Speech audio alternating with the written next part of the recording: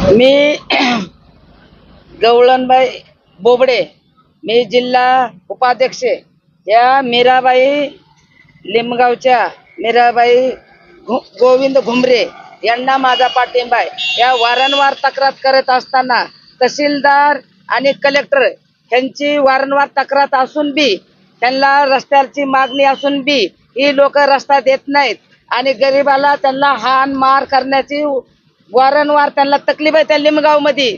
मग ही लोक का घेत नाहीत त्यांची तक्रार घेत नाहीत। उपोषणला ते 2 दिवस झाला आज बसल्यात। या लोकांनी त्यांना नंबर बांधायला, त्यांचा नंबर बांधायला रस्ता असताना सुद्धा ही लोक देत नाहीत। गावातल्या लोकांनी बोलू देत नाहीत, गावातल्या लोकांना त्यांच्याकडे येऊ देत नाहीत, गावाच्या लोकांची त्यांना मदत घेऊ देत नाहीत। सरपंच त्यांच्याकडे तक्रार, सरपंचकडे वारंवार तक्रार केली, सरपंच यांची देखील घेत नाही।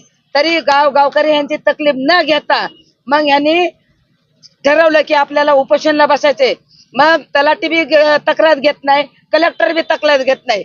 जर ह्यांना न्याय जर नाही दिला तर आमचा शिंदे साहेबाला, मी मुख्यमंत्री शिंदे साहेबाला कळवून मी ह्यांना न्याय मिळवून देणार। आमरण उपोषण करण्यात येईन कलेक्टर ऑफिस मध्ये आणि मी त्यांना नीट सांगते की बाबा ह्यांची तक्रार घेऊन ह्यांना न्याय द्यावा ह्या गोष्टीवर, नाहीतर हे जाहीर सभा करणार मी ह्यांना की आंदोलन असं छाडण्यात येईल, सगळे अंबाजोगाई बंद करण्यात येईल।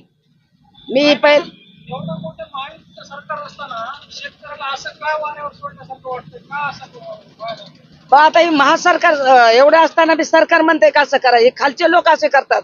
तलाट्याचं कलेक्टरचं काम आहे की लोकांना आलेलं त्यांचं निवेदन ऐकायचं, त्यांची बात ऐकायची, त्यांना न्याय द्यायचा, रस्ता द्यायचा, हे तलाट्याच्या कलेक्टरचं काम आहे। आता सरकार कुठं कुठं बघणार?